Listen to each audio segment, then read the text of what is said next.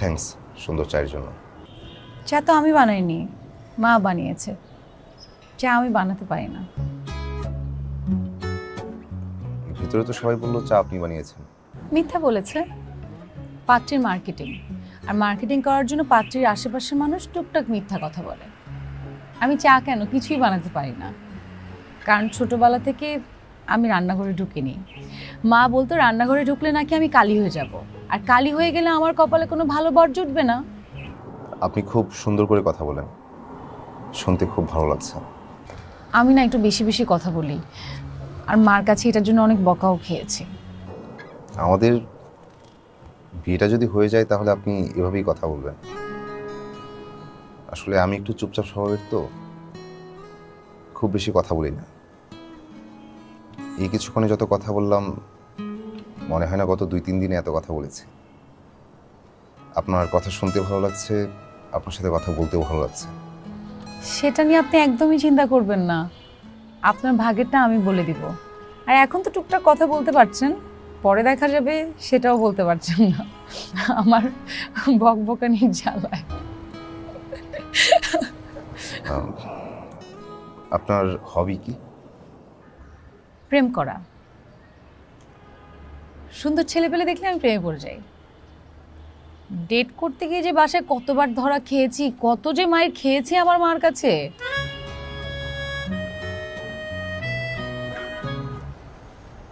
আপনি কি আমার কথা বিশ্বাস করলেন? সত্য বললে হ্যাঁ, আমি একা থাকতে পছন্দ করি, তাই নারী জগৎ আমার কাছে গ্যালাক্সির মতোই অজানা। অন্য 10 জনের মতো কোন কথাটা বিশ্বাস করতে হবে আর কোন কথাটাকে দুষ্টুমি ভাবতে হবে এই জ্ঞান আমার হয়ে ওঠেনি। ভাইরে, আপনি তো মহা বোকা মানুষ। আমি মজা করছিলাম। আমার জীবনে আমি কোনো প্রেম করিনি। হ্যাঁ, কোচিংয়ে যাওয়ার সময় 1-2টা প্রেমপত্র পেয়েছি, কিন্তু বাসায় কি পরিমাণ মায়ের খাবো সেটা চিন্তা করে প্রেমপত্রও পড়া হয়নি। আচ্ছা, আপনি কি বাসায় কখনো মায়ের খেয়েছেন?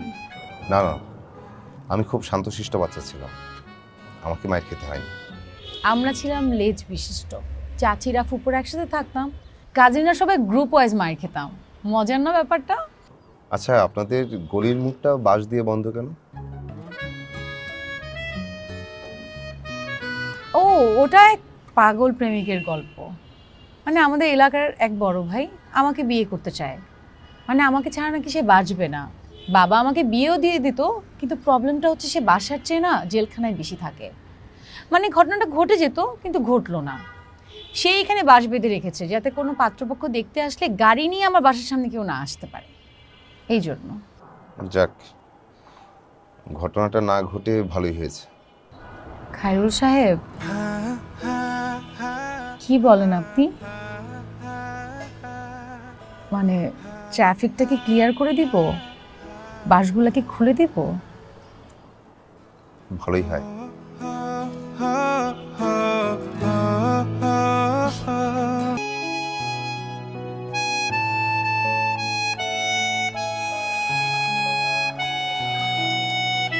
বাহ, তুমি তো প্রথমবারই পাস, যা খুব ভালো হয়েছে। আমার যে কি নার্ভাস লাগছিল। আপনি চা যেই পছন্দ করেন, আমার হাতে চা আবার খেতে পারবেন কিনা। বেশ ভালো হয়েছে। এই চাটা আমার কাছে প্রথম প্রেমিকার মতো, বা অনেকটা ওই কবিতার মতো। প্রথমত সময় নেই, দ্বিতীয়ত এখনই সময়, তৃতীয়ত তুমি না থাকলেও ব্যাপারটা ঘটবে, তবু তোমাকেই চাই। চা যদি প্রথম প্রেমিকা হয় তাহলে আমি কত নাম্বার? শেষ। তোমার তো কোনো নাম্বার হয় না। আমার জীবনের ভালোবাসার সমাপ্তি তুমি। জীবনের শেষ মুহূর্তটাও আমি তোমার সাথে কাটাতে চাই। আপনি বলেন আপনি কথা বলতে পারেন না, কিন্তু আমার তো মনে হয় পৃথিবীর সব সুন্দর কথা আপনার মধ্যে জমা। রোদেলা, তোমার সাথে কথা বলতে আমার আরাম লাগে। তুমি খুব ভালো লিসেনার, এই জন্যই হয়তো আমি রেকর্ড ব্রেকিং পরিমাণ কথা বলছি। আমার কাছে জীবনের ভীষণটা একটু আলাদা। আমার কাছে জীবনের মানে চুপচাপ সব কিছু উপলব্ধি করা, নীরবতাকে ভালোবাসা। তুমি যখন নীরব হবে দেখবে পৃথিবীর সব কিছুতে ভালো লাগা কাজ করছে। এমনকি যখন তুমি চা বানাবে, চায়ের কাপে ছোট্ট চামচের টুংটাং আওয়াজ, এটাও তোমাকে আনন্দ দিবে।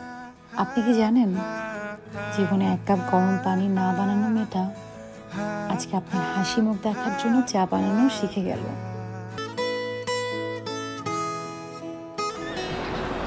এটা পরিয়ে দেবেন আমাকে?